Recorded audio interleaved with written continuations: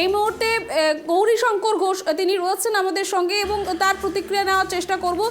গৌরীবাবু, আপনাকে স্বাগত। যেমনটা জানা যাচ্ছে, বেলডাঙ্গায় যেতে বাধা দেওয়া হচ্ছে এবং তারপরে সুকান্ত মজুমদারকে গ্রেপ্তার করা হচ্ছে, নিয়ে কি বলবেন?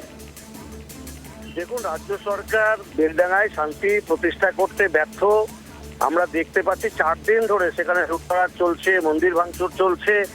আমাদের কেন্দ্রীয় মন্ত্রী, রাজ্য সভাপতি, উনি আসছিলেন আজ সকালবেলায় এসপির সঙ্গে দেখা করবেন এবং প্রয়োজনীয় পদক্ষেপ নেওয়ার জন্য।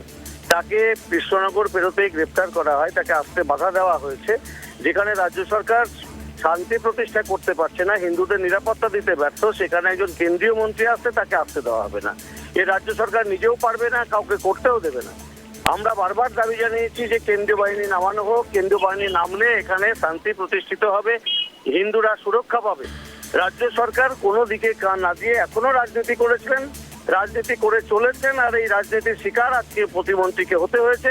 আমরা অবিলম্বে চাইবো যে উনাকে মুক্তি দিয়ে তাকে যেন মুর্শিদাবাদ আসতে দেওয়া হয়, তার দাবি জানাচ্ছে। এবং রাজ্য সরকারের এই ধরনের ঘৃণ্য পদক্ষেপ আমরা ধিক্কার জানাবো, যে রাজ্য সরকার যেখানে মানুষকে নিরাপত্তা দিতে পারে না, একজন কেন্দ্রীয় মন্ত্রী আসছেন, তাকে আসতে দেওয়া যাবে না।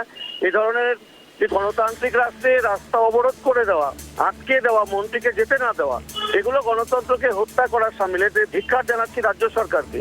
এই রাজ্য সরকারের তো আর কোনো মূল্যবোধের রাজনীতি নাই, উনি শুধুমাত্র প্রশাসনে বসে নিজের দলকে বাঁচানোর রাজনীতি করছেন।